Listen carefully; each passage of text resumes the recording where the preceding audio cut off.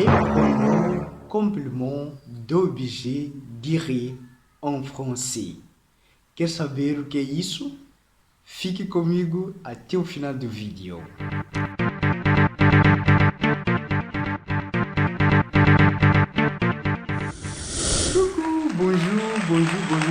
Bonjour, salut à tous, comment allez-vous? Moi, je vais bien, c'est moi Christophe Zacarias, ou simplesmente Christophe Zacarias. Estou mais uma vez convosco para aprendermos la langue française, d'accord?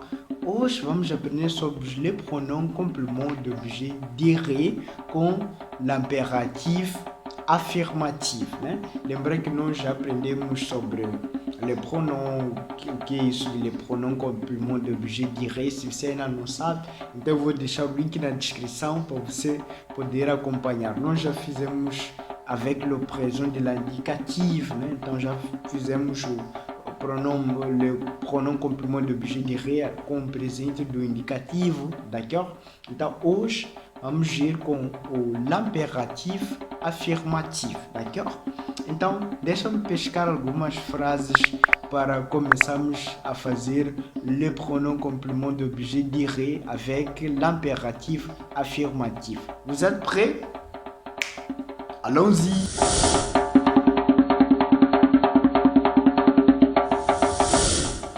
Ok, tem algumas frases aqui, né? Deixa eu copiar aqui.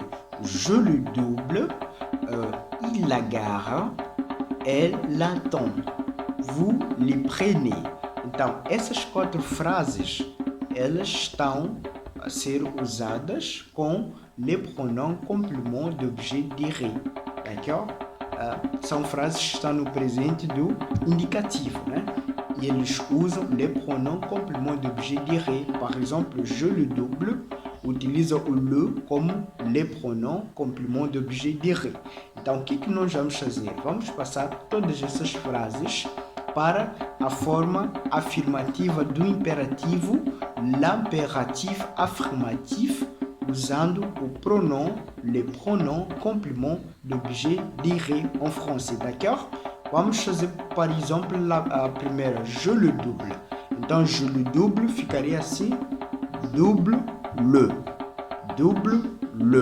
Então, nós double le, d'accord? Então, nós colocamos o pronome complément d'objet direct, que é o le, depois do verbo, né? Colocamos uma travessão e le pronom complément d'objet direct en français, d'accord? Podemos também ir la gare. Lá é o pronom complément d'objet direct en français, então vai ficar garer là. D'accord? Garer là. Temos aqui, par exemple, elle l'attend, então ficaria attends-le. D'accord? E por fim, vous le prenez. Prenez-le.